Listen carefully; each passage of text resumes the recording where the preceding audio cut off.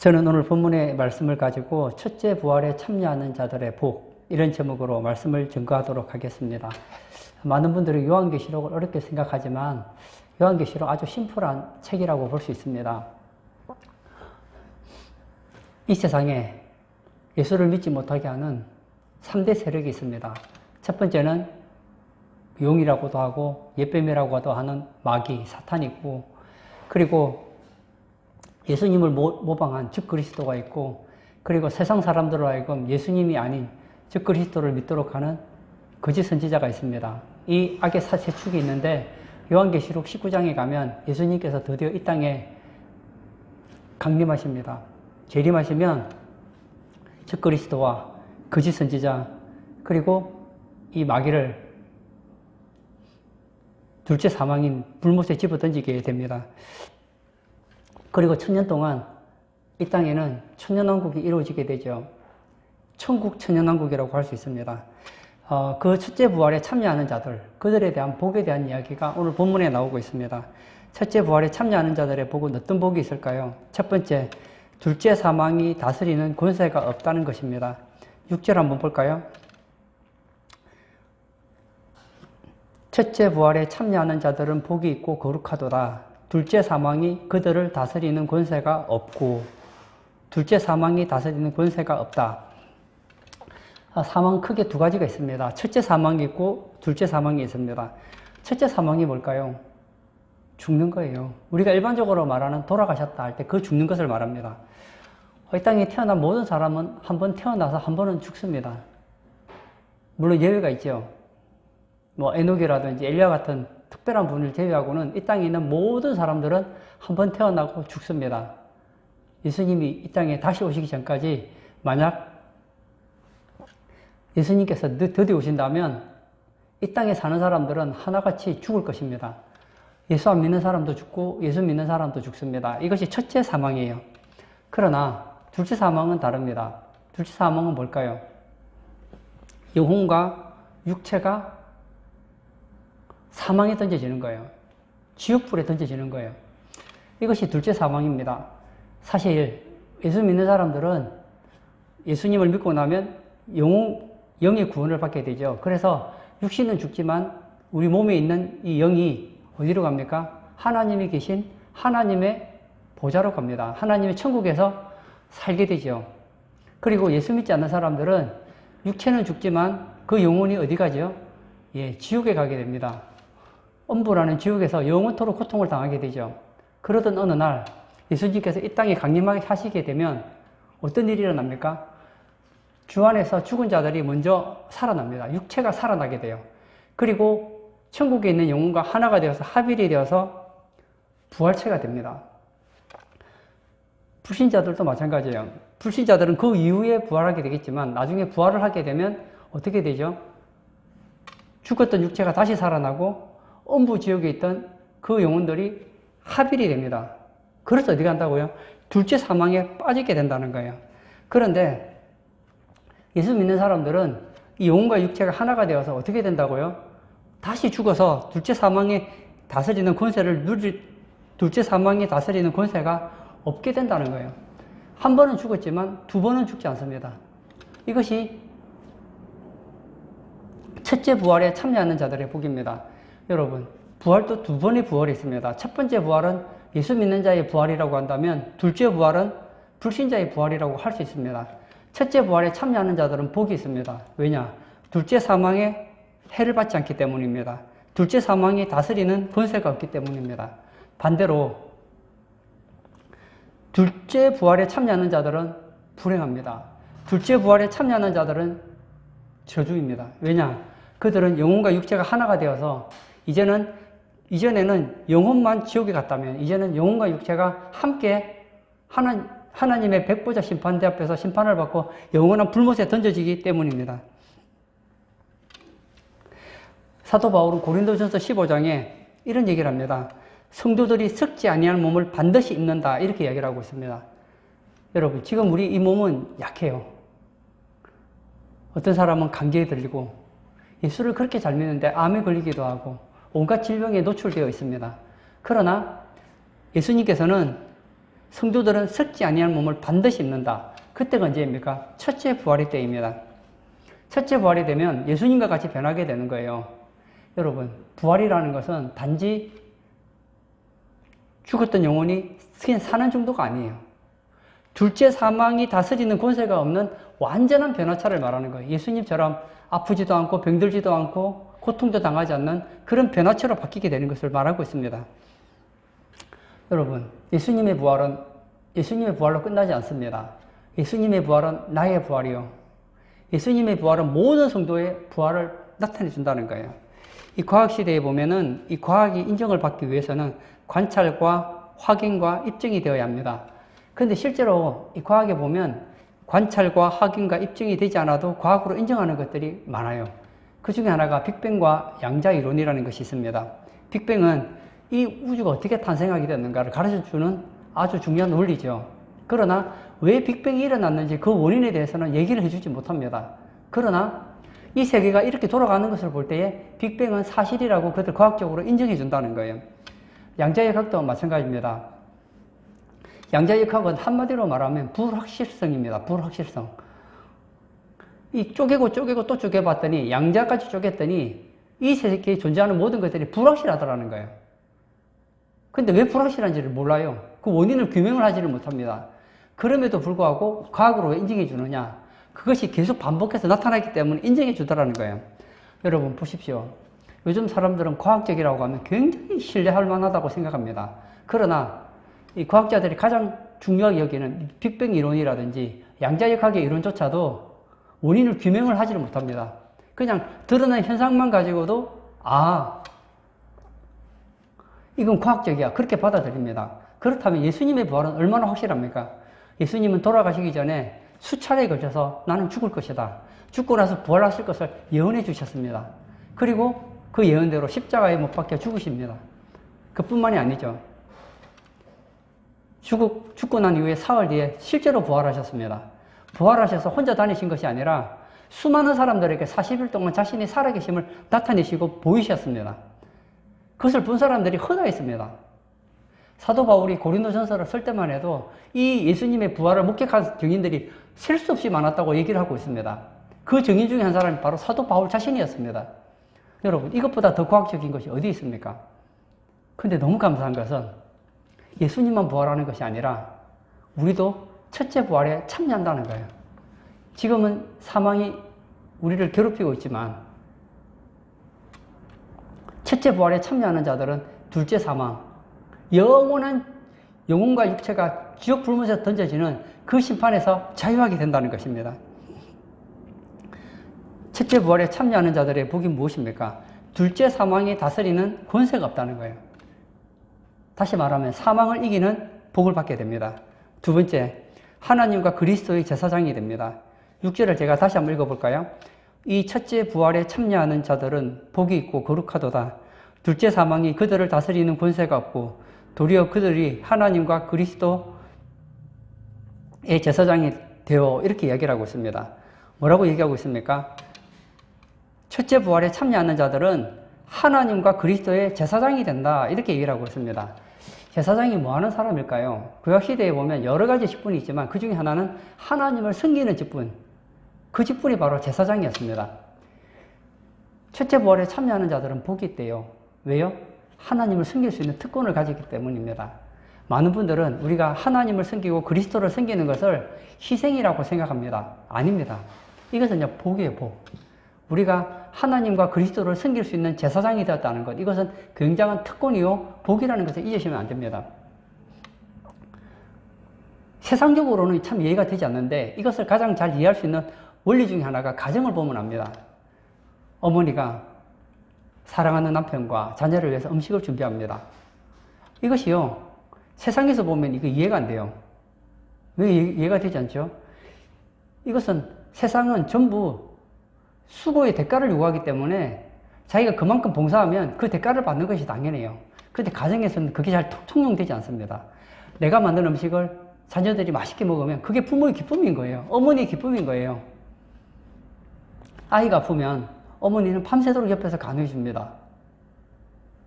왜죠? 사랑하기 때문입니다. 그러나 그 희생이라고 말하지 않습니다. 이 섬김은 아름다운 섬김이죠. 저는 우리가 하나님과 그리스도의 제사장이 되어서 해야 될 많은 섬김이 있겠지만 그 대표적인 것이 무엇이냐? 바로 예배입니다. 여러분 잊지 마세요. 예수 믿는 사람들은 왜 구원을 받았는가? 우리가 왜 구원받았는가? 하나님과 그리스도를 섬기기 위해서 구원을 받았는데 그 대표적인 것이 바로 예배라는 것을 잊으시면 안 돼요. 구약의 이스라엘은 신약의 교회의 모형이라고 할 수 있습니다. 야곱의 후손이 한 70여 명이 애굽에 갑니다. 이집트에 가서 사는데 430년 동안 살면서 굉장히 인구가 많이 늘어나게 되죠. 한 민족을 이루게 됩니다. 그때 요셉을 알지 못하던 왕이 이제 이 이스라엘을 막 괴롭히기 시작하죠. 그때 하나님께서 모세를 들어서 이스라엘 백성들을 출애굽을 시키려고 합니다. 그때에 모세가 바로 왕에게 했던 얘기가 있습니다. 이 백성을 보내소서. 그들이 광야에서 하나님께 예배한다, 제사한다, 하나님을 섬기기 위해서 나가야 된다고 얘기하고 있습니다. 하나님께서 이스라엘 백성들을 출애굽을 시킨 목적이 뭐냐? 제사장 나라를 만들기 위한 거라는 거예요. 하나님을 섬기고 그리스도를 섬기는 그런 백성을 만들기 위해서 하나님께서 이스라엘 백성들을 출애굽을 시키셨다는 거예요. 여러분 왜 구원받으셨습니까? 하나님께서 여러분을 구원하신 가장 첫 번째 이유는 하나님을 예배하기 위한 거예요. 요한계시록 4장에 보면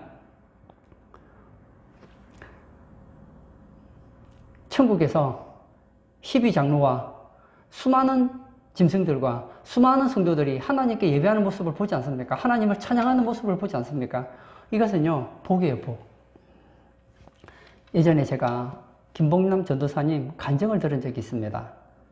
이 부부가 불신자 가정이었는데 어쨌든 어떤 사건을 계기로 교회 가서 예배를 드리고 예수를 믿게 됩니다. 그때 남편이 예수 믿는 것이 너무 좋아서 하나님을 섬기는 것이 너무 좋고 교회를 섬기는 것이 너무 좋아서 열심히 교회 봉사합니다. 주일 아침부터 주일학교 교사도 하고 성가대원도 하고 교회 여러 가지 일이 있으면 막 얼마나 열심히 일을 하는지 몰라요.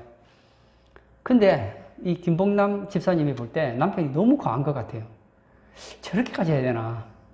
아니 믿음이 더 좋으신 분들도 교회 봉사 저렇게 안 하는데 내 남편은 왜 저렇게 열심히 하나? 그게 마음에 안 드는 거예요. 그래서 하루는 남편에게 이야기를 합니다. 여보 내가 아무리 봐도 우리 형편에 비해서 우리는 헌금을 너무 많이 하는 것 같다. 그때 남편이 깜짝 놀라는 거예요. 아니 우리가 하나님께 이렇게 물질을 드릴 수 있는 거 이거 얼마나 큰 축복이냐. 아니라고 너무 헌금을 많이 한다고. 이제 헌금을 반으로 줄여야 되겠다고. 그 헌금을 줄여 나가요. 그리고 또 남편에게 얘기합니다. 시간이 지났을 때 당신은 너무 예배를 많이 참석한다. 새벽 예배, 주일 예배, 수요 예배, 금요 예배 너무 예배를 많이 참석한다. 이제는 예배 좀 적당히 참석해라. 그러면서 주일학교 교사도 못하게 하고 교회 봉사도 못하게 하고 그리고 예배도 빠지게 합니다. 그리고 뭘 하느냐. 이제 예배를 빠지고 놀러 다니기 시작했어요. 남편은 기뻐하지 않지만 아내가 너무 바가지를 긁으니까 어쩔 수 없이 그렇게 따라갔던 거예요. 그러던 어느 날 남편이 몸이 너무 아픈 거예요. 그래서 병원에 가서 검사했더니 좀 심각한 것 같아요. 그래서 다시 정밀 검사를 받았더니 암말기인 거예요. 이제 몇 달 뒤면 죽는다는 거예요. 그래서 병원에 입원을 하게 됩니다. 그때 남편은 초췌해진 모습을 가지고 병원에서 치료를 받는데 점점 죽어갑니다. 이걸 보면서 김봉남 집사님이죠. 집사님이 하나님께 웁니다. 나는 내가 원하기만 하면 언제든지 예배를 드릴 수 있다고 생각했는데 그렇게 하나님께 예배 드리고 싶은 남편을 예배 못 드리겠는데 이제는 예배를 드리고 싶어도 드릴 수 없는 그런 환경이 된 거예요. 남편은 몸이 너무 아파서 병원에 입원해 있으니 예배를 드릴 수가 없고 자신은 병든 남편을 수발해야 되니까 교회 나갈 수가 없는 거예요. 그때 남편이 주일학교 교사를 했던 그 학생들이 와서 그러는 거예요. 선생님 빨리 건강해지셔서 교회 와서 같이 예배 드려요. 근데 그 아이들의 소원은 이루어지지 않습니다. 얼마 지나지 않아서 남편은 죽고 맙니다. 그때 이 김봉남 집사님이 그런 얘기를 하죠. 자기는 예배를 드리는 것이 하나님께 대한 희생이라고 생각했다는 거예요. 내가 하지 않아도 되지만 하나님이 기뻐하니까 어쩔 수 없이 하는 것이라고 생각했다는 거예요. 그러나 그가 병원에 있으면서 느낀 것은 예배를 드릴 수 있다는 것, 내가 하나님을 찬양할 수 있다는 것, 내가 하나님을 위해서 무엇인가를 할 수 있다는 것, 내가 하나님께 무엇인가를 바칠 수 있다는 것, 이것이 바로 복이라는 것을 알았다는 거예요. 그렇습니다. 여러분, 첫째 부활에 참여하는 자들은 복이 있다고 얘기를 합니다. 왜 복이 있습니까? 하나님과 그리스도의 제사장이 되기 때문입니다. 여러분, 지금은 이해가 잘 되지 않을 거예요. 내가 왜 하나님을 섬기는 것이 복인가? 내가 그리스도를 섬기는 것이 왜 복인가? 예배하는 것이 왜 복이고 하나님과 그리스도를 위해서 내가 희생하는 것이 왜 복인가를 잘 이해 못할 거예요. 그러나 그것은 우리가 타락한 증거입니다.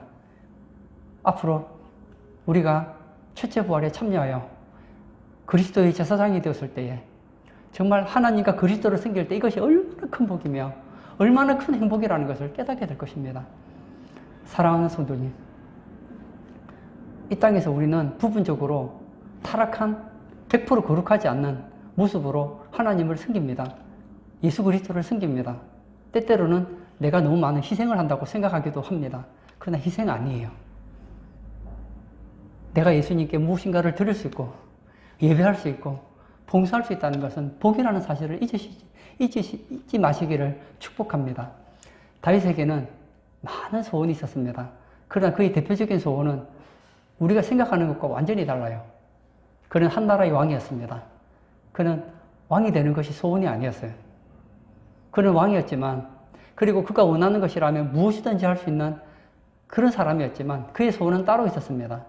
그는 하나님의 성전에서 여호와의 얼굴을 보기를 원했다고 성경은 이야기하고 있습니다. 성전에서 여호와의 얼굴을 본다는 것이 무슨 말입니까? 그는 하나님을 섬기는 사람이 되고 싶었다는 거예요. 그는 하나님께 수많은 헌금을 드리면서도 기뻤습니다. 아마 성경에서 다윗보다 헌금을 많이 한 사람은 없을 거예요. 다윗은 그렇게 많은 헌금을 하면서도 아깝다는 생각을 하지 않았습니다. 너무 기쁜 거예요. 내가 하나님께 이렇게 많은 헌금을 드릴 수 있는 것 때문에 그는 너무너무 기뻐하고 즐거워했었습니다.